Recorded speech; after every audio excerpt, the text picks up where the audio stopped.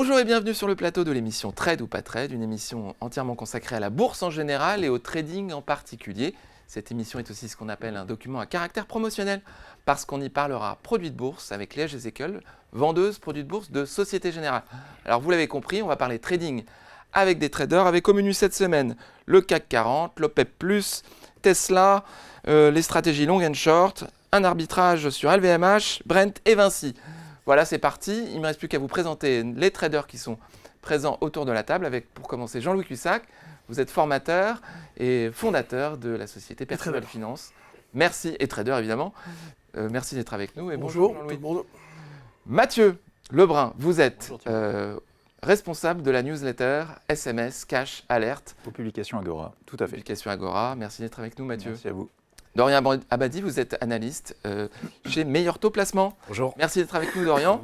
Et Léa Jézéquel, vendeuse Société Générale Produits de Bourse. Il ne reste plus qu'à commencer avec la première rubrique. On refait la semaine.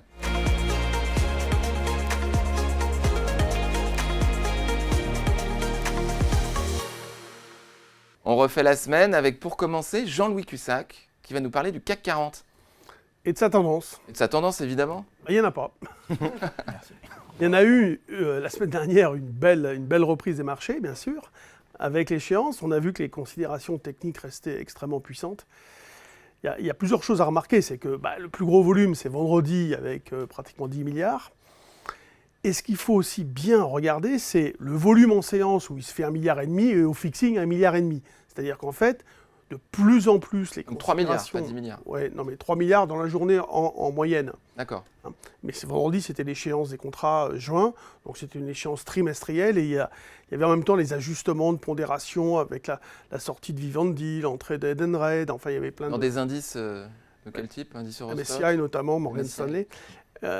Mais bon, là en l'occurrence, si vous voulez, on a des marchés qui sont dans l'attente de catalyseurs. Ils ne savent plus trop quoi faire et on évolue entre deux bornes là, depuis quelques temps, bon, 7004, 7100, et on pourrait, il y a tout à qui nous laisse penser que le marché pourrait continuer d'évoluer erratiquement entre ces deux limites au gré des nouvelles sur les taux d'intérêt. Alors on va monter les taux 2 fois, 3 fois, 1 fois, 0 fois, enfin bon, il y a de tout. Hein. Bon, a priori, le consensus, c'est que la Banque Centrale Européenne va le remonter une nouvelle fois, qu'il devrait y avoir une pause aux États-Unis.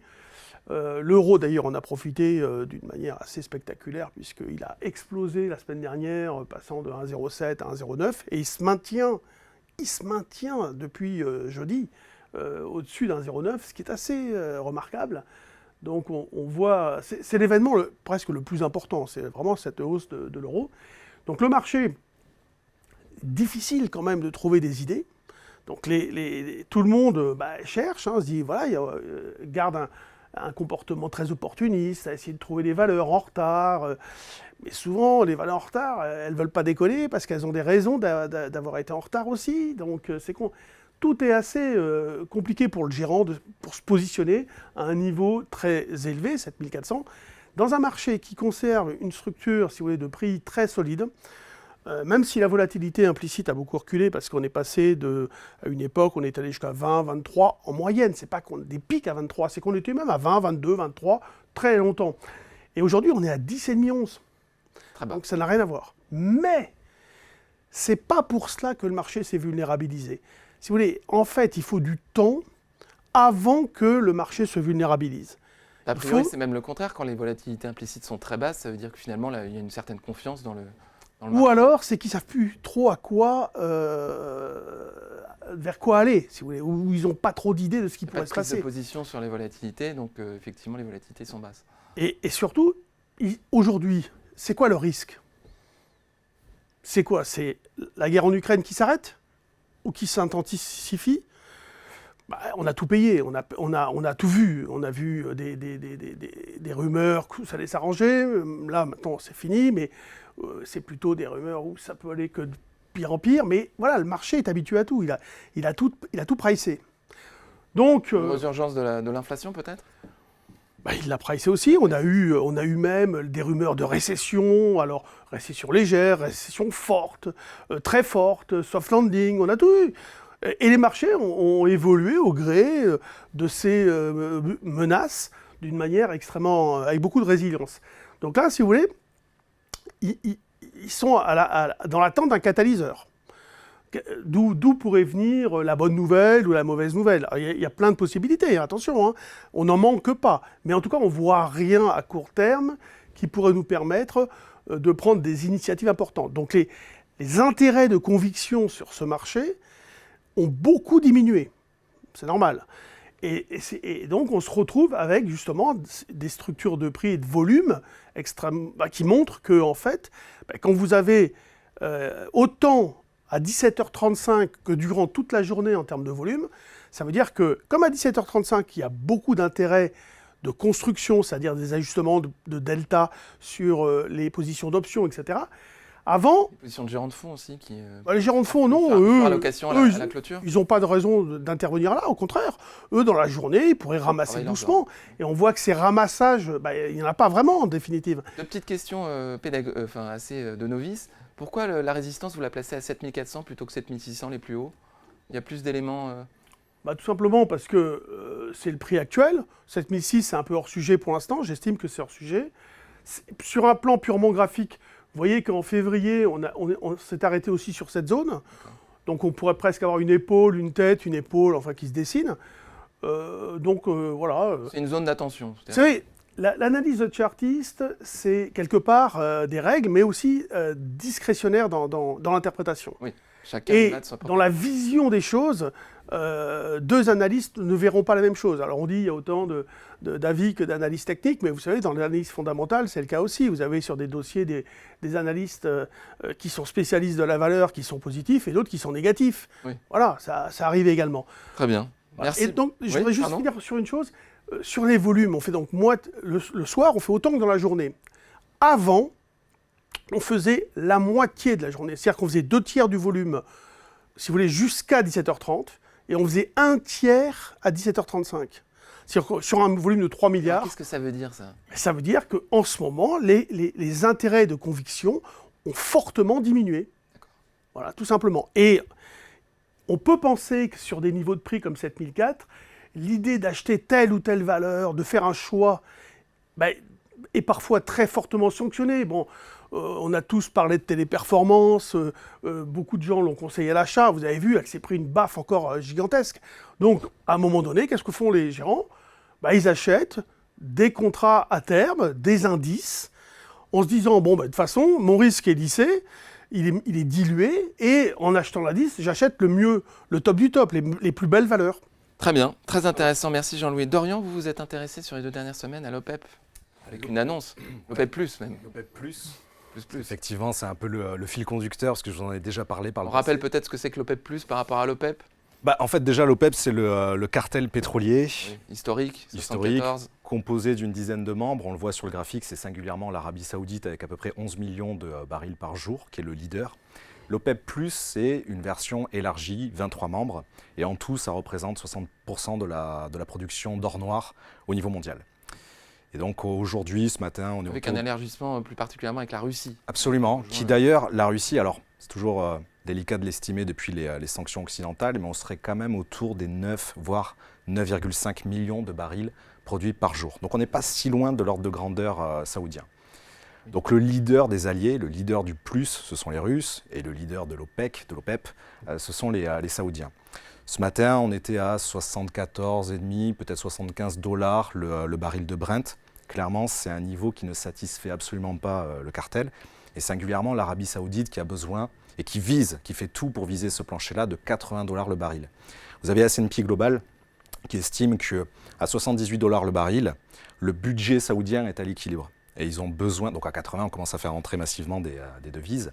Ils ont justement besoin de cet argent-là pour financer ce qu'ils appellent, pour le dire rapidement, le plan 2030, c'est-à-dire des projets d'infrastructures majeurs, diversifier l'économie. Donc comme bien souvent sur le marché pétrolier, on est à la croisée de la géopolitique et de l'économie, parce que les Russes, eux, au contraire, le leader du plus, le leader des alliés, ils ont plutôt besoin d'un baril à 60 $ le baril, 60 $ l'unité. Ils ont besoin de quantité vendue maintenant. Ils font du volume. Paris sur l'avenir. En fait. Ils font du volume pour 2 raisons. Déjà, il faut financer l'effort de guerre, évidemment.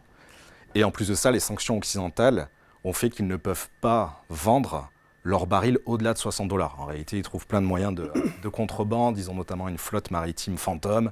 Bref, ils arrivent toujours à vendre massivement leur pétrole, à inonder le marché. Donc il y a ce bras de fer qui s'est joué, qui a failli mener à une crise très importante début juin au sein du cartel.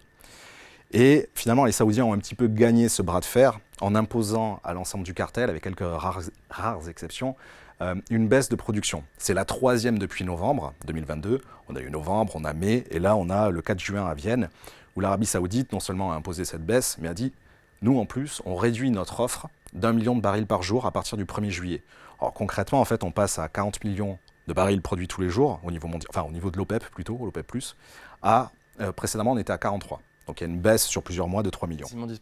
Oui, quasiment 10%, ce qui est assez important.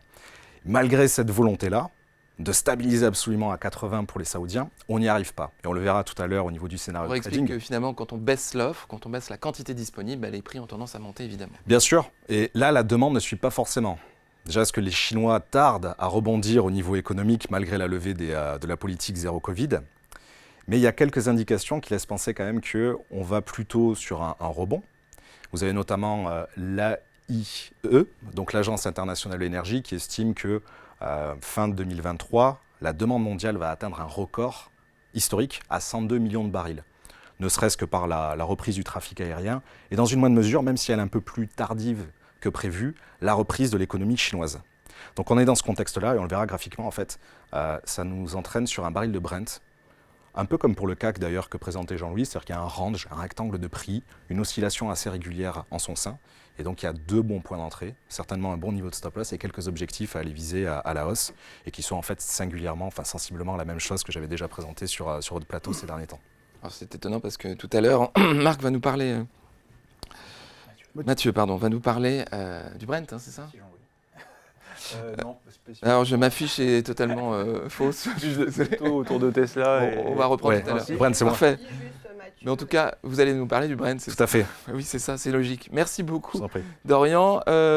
Mathieu, c'est à vous, Mathieu. On y va. C'est à vous, vous allez nous parler de Tesla. Exactement. C'est exact ? C'est ça. Je me suis pas trompé. On est bon. Tant mieux.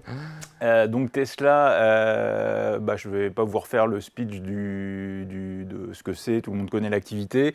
Avec la flambée du Nasdaq là, depuis un mois, le titre est passé de 160-170 $ à 200, quasiment 280 $ là, à l'heure où on se parle. On a eu pas mal de catalyseurs, il y a eu General Motors, il y avait même hier Rivian qui allait intégrer les bornes de recharge de Tesla. Donc on a vraiment un news flow qui s'améliore et avec un titre qui profite aussi de l'aspect intelligence artificielle, toute la thématique tech. Maintenant, grosso modo en cette mi-juin, on a un titre qui arrive sur, vous voyez, une grosse zone de résistance avec l'oblique, avec les flèches rouges.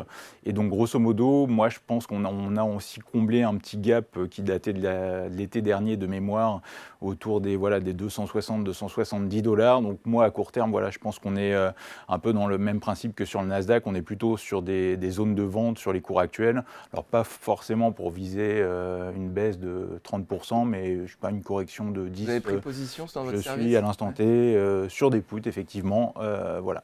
Donc, afin de viser une correction de 10-15% sur le titre et notamment le comblement du gap là, qu'on a ouvert récemment la semaine dernière précisément. On ne s'étonne plus de l'amplitude des variations de Tesla, mais c'est quand même assez extraordinaire. Alors voilà, il faut faire attention. En 2023, on est passé de 100 à 260. C'est un peu ça, et c'est vrai qu'autant l'année dernière, c'est vrai que moi j'avais, pour le coup, j'avais recommandé des puts et ça avait plutôt bien marché. Alors je n'avais pas pris toute la baisse, mais autant en toute honnêteté, le rebond, moi, m'a surpris. Alors même sur le Nasdaq plus largement, c'est-à-dire que en fait, spécifiquement dans le cas de Tesla, et on a pas mal de titres comme ça dans le Nasdaq qui en fait ont explosé alors qu'il y avait eu des mauvaises publications trimestrielles. C'est-à-dire là, par exemple sur Tesla, vous voyez le petit gap vers les 150 $. Je crois que c'était février, sur les résultats de février. Donc ça, en général, en fait, ça crée des inerties de marché. Enfin, moi, historiquement, ce que j'ai backtesté, on avait pas mal de cas comme ça sur AMD, etc. Et en fait, on voit que avec Nvidia et tout le segment, en fait, les investisseurs font fi des derniers trimestriels pour vraiment se projeter, à mon sens, excessivement sur des perspectives autour de l'IA, etc. C'est ça, c'est indirectement bénéficie de l'euphorie autour de l'intelligence artificielle et tout ce ouais. secteur-là. Et donc, énormément de capitaux. Voilà. Et donc après, par rapport à ce que Jean-Louis disait sur Tesla, l'idée c'est vraiment, si on doit franchir cette zone de résistance, vous voyez, grisée, de ne pas insister. Alors on est sur un stop autour des $280, mais grosso modo la zone, ouais, c'est 280, on approche des $300, et grosso modo si on doit dépasser ça, pour le coup, personnellement je serais toujours pas acheteur, mais d'accord, vous ne retournez pas votre position si on dépasse la résistance. Après c'est voilà, c'est un scénario immédiat remis en cause, tout simplement. C'est ça. Et on passe à autre chose. chose. On passe à autre chose, il y a mieux à faire ailleurs. C'est ça. Donc, très bien, merci infiniment. Maintenant, on va passer à la rubrique le zoom sur.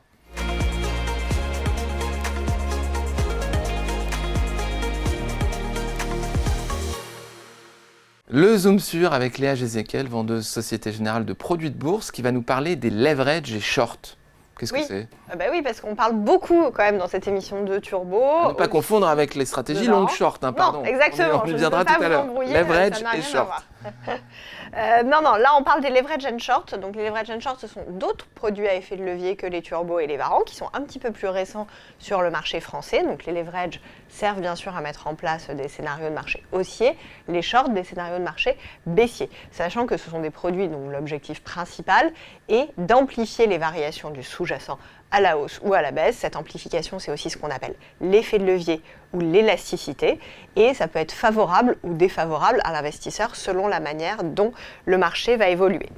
Ces produits sont particulièrement destinés à des investisseurs qui cherchent à mettre en place une stratégie qui est court à très court terme. Pourquoi ? Parce qu'une des particularités de ce produit, c'est qu'en fait, l'effet de levier va être fixe et quotidien. Donc tous les jours, on va aller regarder la performance du sous-jacent par rapport à la veille, et c'est cette performance qu'on va multiplier par un coefficient multiplicateur, l'effet de levier, fixe tous les jours. Donc tous les jours, par exemple, un leverage x5 sur le CAC fera 5 fois plus que le CAC par rapport au fixing la veille. C'est un leverage 5, c'est ça ? Exactement, c'est un leverage x5. Donc si vous gardez le produit sur une période plus importante, étant donné que le levier est fixe, vous pouvez vous retrouver avec une variation du sous-jacent sur plusieurs jours qui, elle, ne correspond pas à la variation du produit fois le levier fixe. Ce calcul, ce côté fixe ne fonctionne entre guillemets que sur une séance boursière. Donc c'est une manière totalement différente d'appréhender le levier par rapport au turbo, où là l'effet de levier lui varie en fonction de l'évolution du sous-jacent. Mais un des points très forts de ce produit, c'est bien sûr qu'il n'a pas de barrière désactivante et qu'il n'a pas de maturité. Et donc que tous les jours vous êtes sûr de retrouver ce même levier. Vous ne pouvez pas d'un coup vous passer d'un produit qui a un effet de levier de 5 à un produit qui a un effet de levier de 10 ou de 2 en fonction de comment le marché évolue. Alors il y a un effet négatif lorsqu'on se trompe dans son scénario, donc il faut évidemment couper sa position, mais il y a un effet positif aussi lorsqu'on a raison. Exactement. On part de plus haut et l'effet de levier peut être supérieur. Voilà, tout à fait. Tout à fait. Donc ce sont vraiment des produits qui sont adaptés au court terme et à utiliser dans des scénarios très ponctuels. Voilà.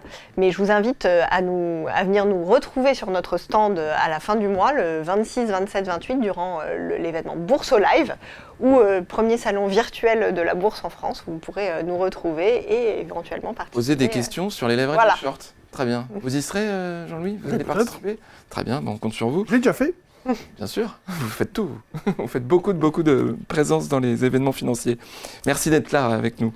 Et maintenant, on va passer à la rubrique le coup de cœur des traders.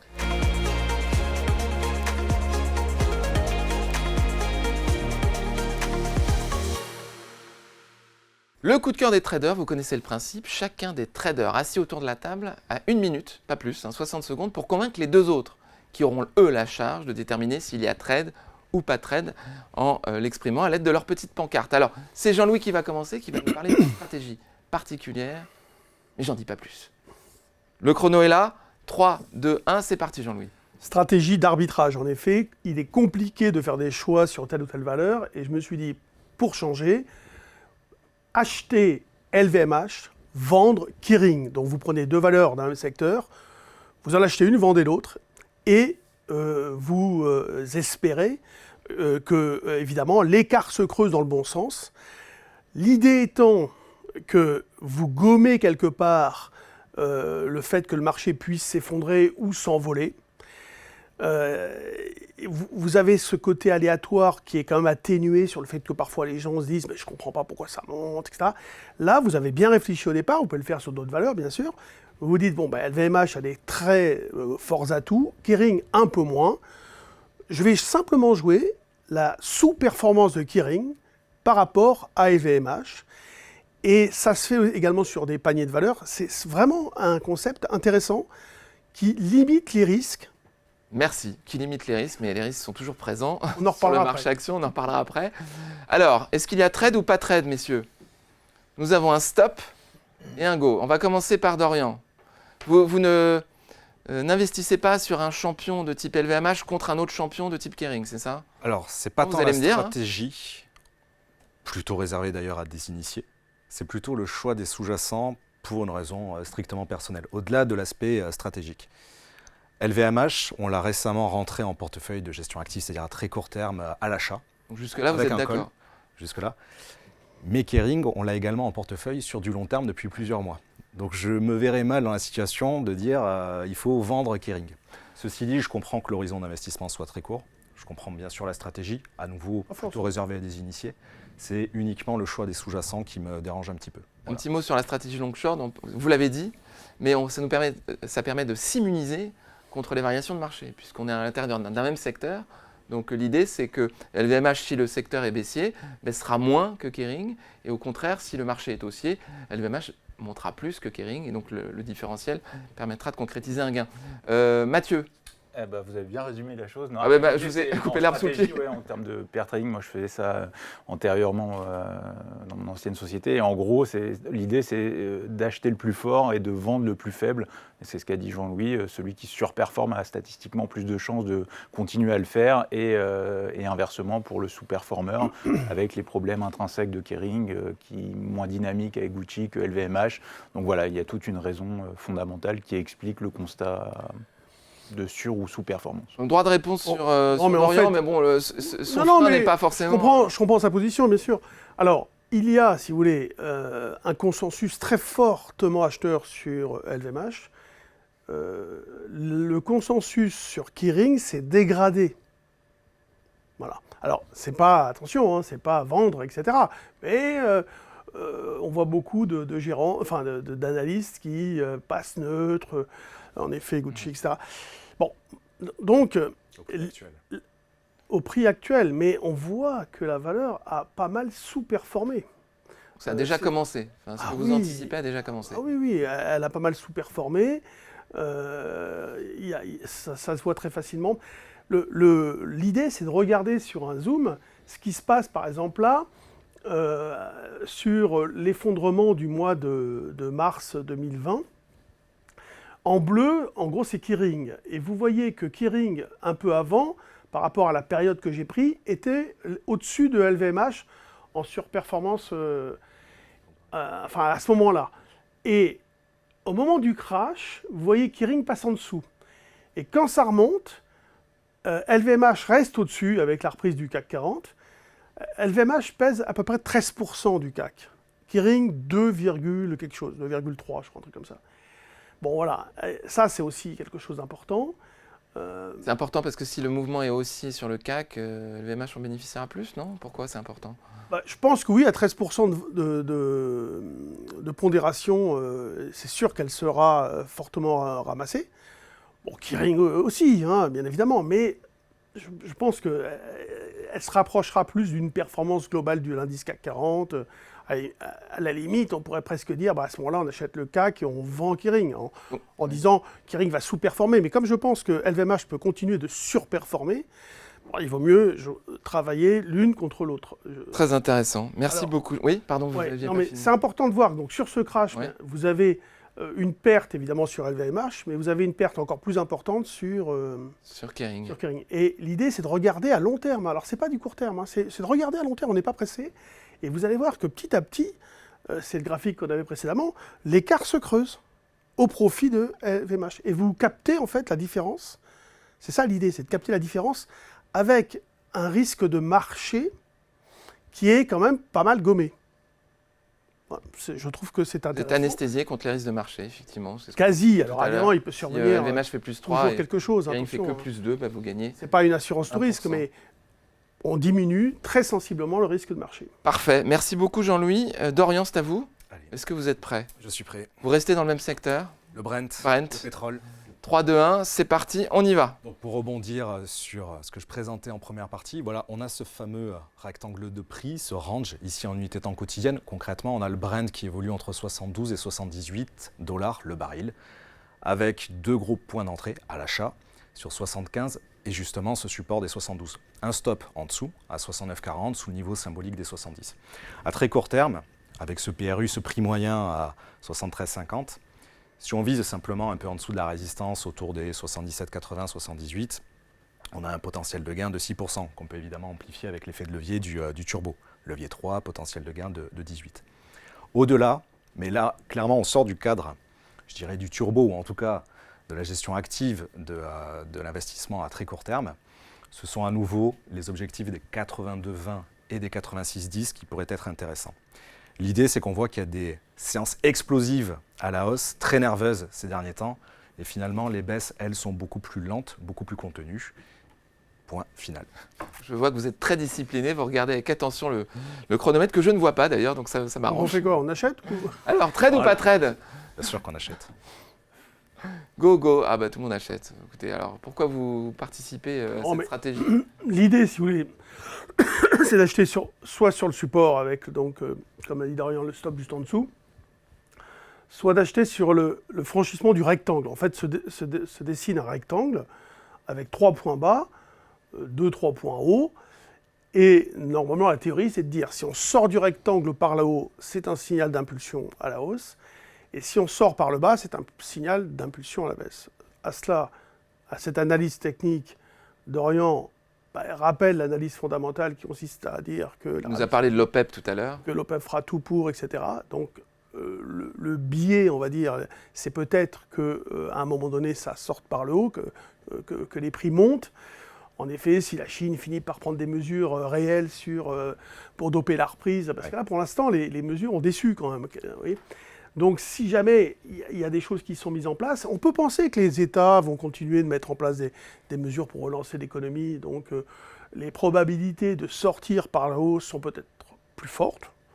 Donc, l'idée, c'est j'achète sur le bas du rectangle et je donne un signal d'impulsion à la hausse au-dessus du rectangle. Merci Jean-Louis. Mathieu? Alors moi, en toute franchise, c'est plutôt un petit oui en fait. Ah, c'est un Après. petit oui. Ouais, c'est que j'ai pas vraiment de grosses Je convictions. préfère l'or. Ouais, je préfère à moyen, long terme, ouais, ça va pas changer. Et non, après, ce que j'aime pas trop, c'est quand même que, en fait, les interventions de l'Arabie Saoudite, ça fait 2 fois depuis le début de l'année que ça se produit. Et en fait, on a des cours qui restent quand même scotchés sur les plus bas. C'est-à-dire que je pense que si en début d'année, on avait su antérieurement que l'Arabie Saoudite allait réduire sa production de la sorte, je pense qu'on aurait peut-être pu envisager des cours autour des 80, 85 $. Enfin, en tout cas, moi, si on m'avait posé la question, j'aurais dit ça. Et force est de constater que malgré ça, et c'est ce qu'on voit à chaque annonce, on a des gaps qui surviennent le lundi matin et derrière, dans les 2 semaines qui suivent, c'est comblé et ça revient au niveau antérieur. Donc c'est un peu ce constat de faiblesse qui me fait tiquer. Mais après, j'aime assez bien le côté assez peu risqué avec effectivement, comme Dorian l'a dit, un stop, une invalidation assez proche. On Voilà. a l'impression finalement que les réductions de l'offre suivent les réductions de demande et ne créent pas un différentiel. Bah, du coup, susceptible de faire, c'est ça, c'est monter que les cours. c'est un peu ça le constat. Ouais. Mais vous n'êtes pas d'accord là-dessus? Non, parce que alors justement, le fait qu'on soit scotché sur les plus bas, pour moi, c'est plutôt un argument pour investir, pour acheter actuellement le Brent, d'autant que ce premier rectangle de prix avec ce premier objectif autour des 78 ne nous fait même pas arriver sur l'objectif de plancher. D'accord. Un objectif haut, c'est l'objectif juste de plancher de l'Arabie Saoudite. Au-delà de ça, pour rebondir sur ce que disait Jean-Louis, au niveau des mesures de relance de la Chine, ils n'ont clairement pas sorti l'artillerie lourde pour le moment. Mieux que ça, c'est qu'il y a 2-3 jours, ou même peut-être juste tout simplement lundi, et donc il y a 2 jours, parce qu'on enregistre un mercredi, le marché action a été déçu des très faibles mesures de relance de la BPOC, la Banque centrale chinoise, qui a la marge à baisser 2 taux préférentiels, mais peut-être de 0,10 ou 0,15%, vraiment quelque chose d'assez faible. Donc les Chinois n'ont clairement pas sorti l'artillerie lourde. Pour le moment, ils ont juste, et c'est déjà beaucoup, lever les restrictions de zéro Donc Covid. suivre ce qui se passe en Chine pour avoir... Et puis on a le trafic aérien, pardon, mais en plein été. Il faut suivre ce qui se passe en Chine pour avoir une idée de ce qui peut se passer sur le Brent. En Chine, oui. Et puis, encore une fois, ce trafic aérien qui est l'autre levier au niveau des analyses de l'AIE, qui dit c'est le levier aérien et la reprise chinoise qui nous amène à ce record de demande historique à 102 millions en fin d'année. Parfait, encore une fois, tout ce qui est énergie, pétrole, c'est quand même assez complexe. Il faut suivre beaucoup de paramètres C'est pour... passionnant, c'est économique et géopolitique. Et comme il n'y a pas grand-chose, pour rebondir là aussi sur ce que disait Jean-Louis, à faire sur les actions, c'est peut-être une bonne Il y a idée. encore des choses à faire, on le Oui, voit. Très bien, merci infiniment Dorian. On va passer à Mathieu. Mathieu, c'est à vous de convaincre vos deux comparses.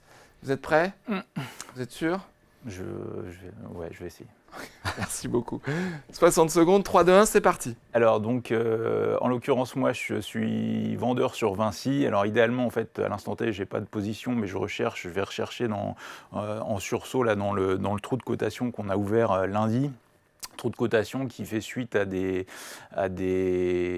risques de taxes accrues sur les sociétés autoroutières. Donc pour rappel, Vinci, comme Eiffage d'ailleurs, sont les deux grosses sociétés cotées avec APRR, ASF. ASF, APRR, ça fait de mémoire 30 ou 40% du résultat d'exploitation de Vinci, d'Eiffage.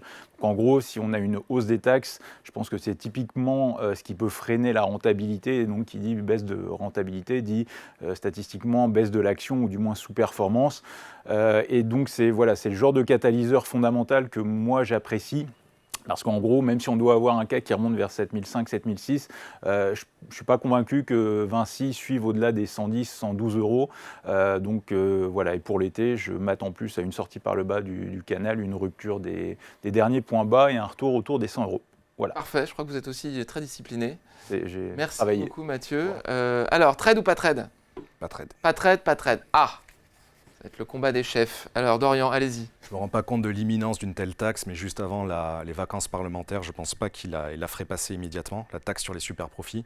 Je connais mal ce dossier-là, même si également j'ai entendu parler de cette possibilité. Et surtout, techniquement, je ne me vois pas vendre sur un tel support de canal ascendant. Ou plutôt, pour le dire autrement, j'attendrai qu'il soit un peu plus rompu, un peu plus testé, cassé, avant d'aller viser les 100 euros l'action. Donc sur le fondamental... 112, 110, 112, comme on le voit sur le graphique? Qu'on le casse, ouais, même légèrement, parce que là on est à 107, il faudrait à mon avis rentrer un peu en dessous. Le potentiel serait plus limité. Et à nouveau, et c'est là où je mets un bémol dans mon argumentation, c'est que je ne me rends pas compte de l'imminence d'une possible taxe. Je pense que Mathieu connaît mieux le dossier, mais voilà. Si c'est pour demain matin, effectivement, il y a quelque chose à faire. Merci beaucoup, Dorian. Jean-Louis? Ouais, sauf que le marché le sait. Ouais, je pense que le jour où ça sortira... Non, mais le marché le sait, le marché l'anticipe. Donc je pense qu'il ne faut pas être devin. Il faut oublier ce rôle de devin. Il faut être technique. Pour l'instant, il n'y a pas d'indication que la valeur puisse baisser. Et il faut prendre en considération cette fameuse journée, en effet, où on fait ce point haut et le lendemain, le gap à la baisse. Mais ce point haut est très particulier. Alors, je ne dis pas que c'est une manipulation de marché, mais c'est un impact violent sur l'échéance des contrats à terme, des options aussi sur les actions, qui a propulsé Air Liquide à un point haut violent également. Il y avait une bonne nouvelle aussi. Mais bon. Alors, bon... le prix, c'est le prix. Bon, mais quand même, là, il faut relativiser, je dirais, cette figure chartiste. Ensuite, Vinci, c'est une valeur fondamentalement excellente, qui a beaucoup de ressources, qui est très diversifiée. Alors, Endetté aussi. Enfin, prendre le risque. Ouais, Non.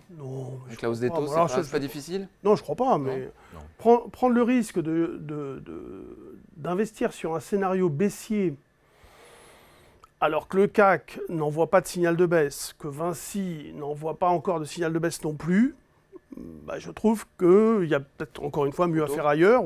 Alors c'est trop tôt ou ça ne sera pas le cas. Donc moi typiquement, quand je vais investir sur un scénario à la baisse, sur une belle valeur, concomitamment, ce que j'aime également, c'est que le CAC 40 donne également une indication de repli. Donc pour moi c'est clair, c'est 7030 cassé. Et si à ce moment-là Vinci envoie un signal de baisse également, là ça renforcera l'idée d'investir sur un scénario baissier avec un maximum de chances, de probabilité de réussite. Très bien, très clair. Mathieu, c'est- droit de réponse, défense. Disons Là, il va que falloir moi, cravacher un peu. Je trouve que le CAC est déjà très faible en fait quand on compare que ce soit même au DAX ou aux États-Unis, alors sans même parler du Nasdaq, mais par rapport au S&P, il est déjà pour moi très faible et donc en fait ça revient à prendre une valeur faible dans un indice déjà des plus faibles au niveau global. Donc moi c'est vraiment quelque chose que j'affectionne et pour tout vous dire sur Vinci en fait antérieurement aux 2-3 bougies vertes qu'on a eues en fin de semaine dernière, il y avait déjà des rumeurs qui sortaient, je crois que c'était mardi de la semaine antérieure et derrière alors effectivement on a eu un fixing comme le disait Jean-Louis très haut et du coup techniquement pour moi je pense qu'il faut prendre un certain recul parce qu'on l'a vu, il y a eu des fixings, des Air Liquide qui étaient à plus 4 le vendredi soir et qui est retombé de moins 3 du coup le lundi.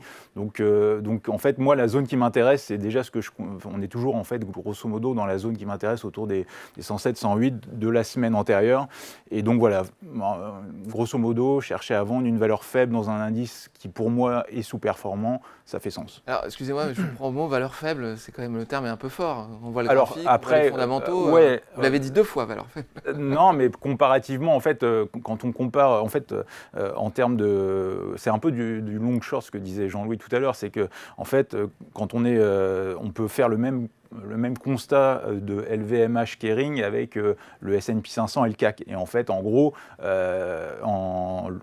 à l'instant, si on doit acheter, on achète le plus fort. Le plus fort, c'est le S&P et on vend le CAC. Et le CAC, qui est plus faible que, sans même parler du DAX, où pour le coup, il faudrait prendre le CAC GR pour avoir les dividendes, mais par rapport à l'Eurostoxx, il est plus faible que l'Eurostoxx. Alors, c'est lié aux pondérations, au luxe, Kézit, etc. Mais en fait... Vous parlez de l'indice, mais là, je vous parlais de la valeur. Vous avez dit la ouais, valeur est faible. ouais, non, mais du coup, pour en venir derrière, quand on est dans un indice qui, au niveau européen et mondial, est faible et qu'on prend une valeur qui a un catalyseur propre, en l'occurrence, ce risque, en fait, parce que là aussi, le jour où ça va être annoncé, elle va ouvrir à moins 7, si ça doit être ça. Enfin, si ça prend tout le monde de surprise. Et je pense qu'en fait, une fois que ce sera acté, ce sera plus le moment de chercher à rentrer que de crier au loup. Enfin, voilà, c'est mon... Très bien. Les avis sont exprimés, sont divergents, mais très intéressants. Merci infiniment. On va passer à la rubrique quiz.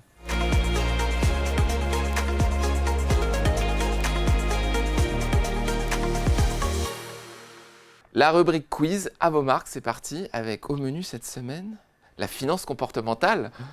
Un étrange domaine. Non, vous allez voir, ça va être limpide après ce quiz. Alors, première question, je rappelle, on attend que j'ai énoncé la totalité des questions avant de buzzer.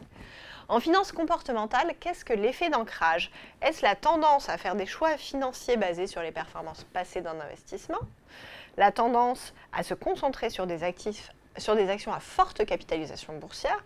Ou la tendance à se baser fortement sur une information initiale lors d'une prise de décision ? Jean-Louis. 3, sans hésiter. Impeccable. Je vois que vous avez le buzzer dans la main. On est vraiment à la nanoseconde. Il y a beaucoup de compétition dans cette émission. J'aime ça. Effectivement, alors la première réponse, c'était tout simplement le biais de confirmation. Quand en fait, dès qu'il y a une bonne performance, on a tendance à vouloir voir la valeur sous un jour positif. La deuxième réponse, c'était une simple perception de sécurité quand on a des fortes capitalisations, ce qui n'est pas forcément synonyme de bonne performance future.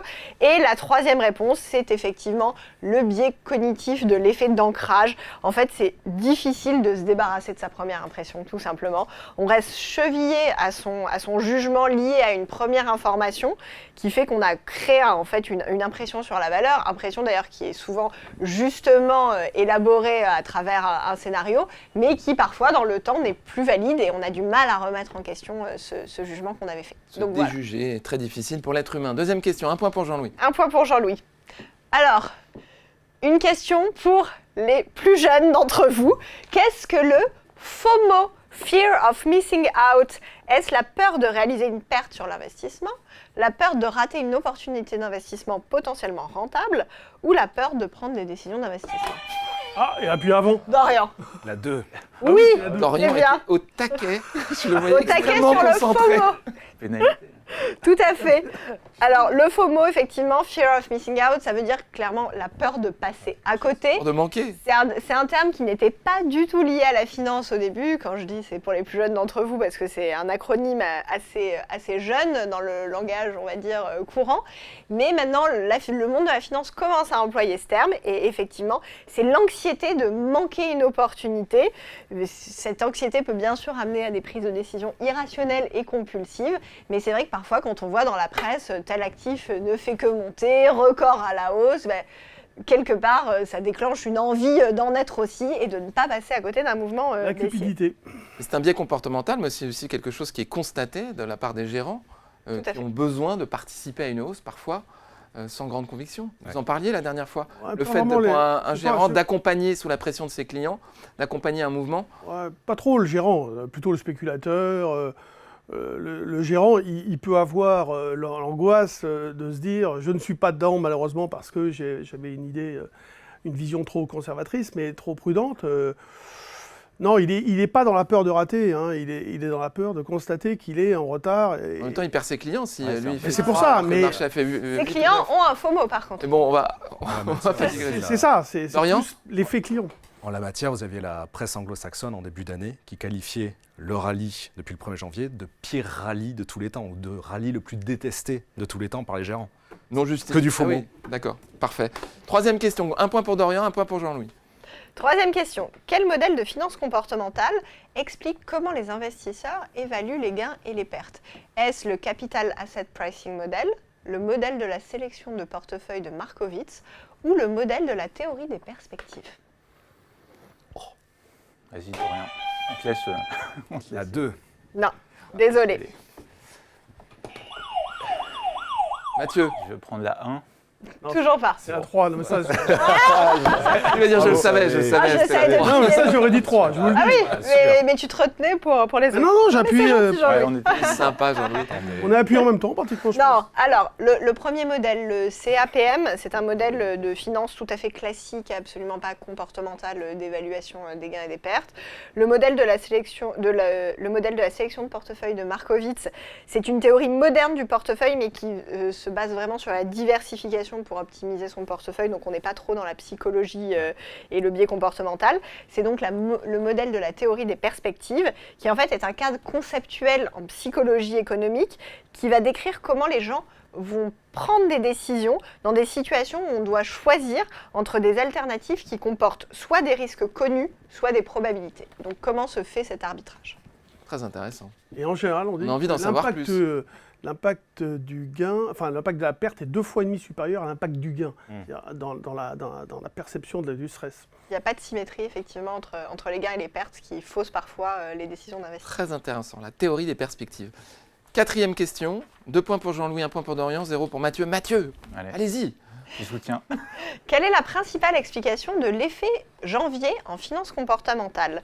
Est-ce que les rendements d'actions sont plus élevés en janvier, liés à des ventes en décembre en fin d'année fiscale? Est-ce finalement la performance supérieure des actions en janvier due à l'optimisme des investisseurs pour une nouvelle année? Ou enfin, ne serait-ce pas le rendement d'actions plus faible en janvier, lié à la prudence des investisseurs face à la nouvelle année? Dorian, La 3. La 1. 2. Non! On l'a 1. On l'a Oui, bravo Mathieu. Effectivement, elle n'était pas facile celle-là. Non, voilà. Effectivement, l'effet janvier, c'est dû aux investisseurs professionnels qui en fait en décembre vont avoir tendance à se débarrasser de leurs moins-values pour pouvoir les impacter sur leur plus-value et que quelque part ce soit aussi un petit peu moins à expliquer lors d'un bilan final aux investisseurs. Et donc mécaniquement on peut se dire que s'ils se débarrassent de certaines lignes dans leur portefeuille en décembre pour des pures raisons fiscales et de reporting, ils auront tendance en janvier à pouvoir revenir dessus parce que leur scénario fondamental sur alors, c'est la un data biais comportemental, n'a pas mais c'est changé. pas forcément vérifié dans les statistiques. Mais on sait qu'ils ont tendance Super, à faire ça. On reste sur des biais, donc Oui, oui, en aucun exactement. cas c'est Non, une mais vérité c'est bien générale de le qui se préciser. vérifie en permanence. Ce sont des biais psychologiques qu'on peut noter chez les investisseurs. 1 point pour Mathieu, 2 points pour Jean-Louis, 1 point. 1 point pour Dorian. Dorian. Ça va jouer maintenant. Hein. Suspense. Tout se joue là. Fou, c'est fou. Que signifie l'heuristique de représentativité? Est-ce la tendance à préférer les actions d'entreprise avec lesquelles nous sommes familières? Est-ce la tendance des investisseurs à juger la probabilité d'un événement en fonction de sa ressemblance avec un cas existence, ou la tendance des investisseurs à surestimer la probabilité d'événements rares et sous-estimer celle d'événements fréquents? C'est difficile. Vas-y, Dorian. Je vous laisse aller au carton, moi j'ai assez donné. Là. Allez, lancez-vous. 5. Une. Allez, je prends l'autre, moi. La 2. Oui, bravo Dorian. Oh là là. Bravo Dorian, effectivement. C'est la 2. C'est la règle qui consiste à estimer en fait la probabilité d'appartenance d'un objet, enfin ici une action, à une classe d'actifs à partir de sa ressemblance avec ce qu'on appelle un cas prototypique de cette classe. Donc typiquement, si on note un événement marquant sur une action et qu'on se dit bah, tiens, j'ai déjà vu ce même type d'événement sur une autre valeur, on va avoir tendance à assimiler ces deux valeurs. C'est l'heuristique de représentativité. Alors, Très intéressant. Jean-Louis, vous comment voulez rajouter éviter les quelque biais chose cognitifs? Impossible. Alors, il y a un moyen. Question-réponse. Merci Non, pour mais- cette méthode. Il y a un moyen quand même, Réponse 1. c'est d'aller chercher la contradiction à ce qu'on pense d'une manière systématique. Ce qu'on fait dans cette émission. Alors oui, mais dans le cadre, par exemple, les forums, les fameux forums, par exemple, peuvent être des lieux où on donne une idée et on cherche à ce que quelqu'un la contredise et argumente autour de cela. Donc en fait, globalement, l'idée c'est de chercher la contradiction quelque Que part. dirait la personne qui n'est pas d'accord avec moi? 10e homme. Sans, Essayez de trouver. sans les arguments. un moindre, enfin le quelconque biais d'ancrage ou de ceci ou de cela, d'affect, voilà. Mais c'est surtout qu'il faut, enfin, quand on est sur le marché, du coup, c'est de mettre des stops. Enfin, je vais dire, c'est aussi simple, ça fait jamais plaisir, mais en fait, on prend un stop et on passe à autre chose. Et Ouais. le marché nous montre qu'on a tort. Faut avoir quand même une certaine résilience. Et faut accepter les après, il faut avoir. Non, mais je pense vraiment que c'est important d'avoir l'humilité de le constater. C'est-à-dire qu'on peut se tromper 3 fois sur 4, mais en fait, alors idéalement, il faut prendre des petits stops, mais il ne faut surtout pas se laisser embarquer. une méthode dans un mouvement, et s'y tenir. voilà. Vous savez ce que Money c'est Un management. scénario et s'y tenir. un bon trader, vous savez ce que c'est principalement, un bon trader, c'est quelqu'un qui a l'habitude de perdre. C'est-à-dire qui reconnaît sa perte. La perte fait partie intégrante du trading. C'est pas une honte de perdre de l'argent. Ça fait partie du process. Donc il faut savoir perdre pour mieux gagner. Donc en effet, mettre des stops. Et le biais cognitif t'empêche de mettre Ah, le stop. justement, Avec une capacité à Faut se pas le pencher sur un discuter. nouveau dossier Voilà. sans être ruminé par la perte que l'on vient de subir. Merci beaucoup, c'est passionnant pour en parler encore pendant des heures. Il y a beaucoup de sujets qui étaient très intéressants. Merci infiniment d'avoir participé avec nous à Trade ou pas Trade. Si vous aimez cette émission, vous pouvez vous abonner à la chaîne YouTube SG Bourse ou cliquer sur like. Merci et à la prochaine fois.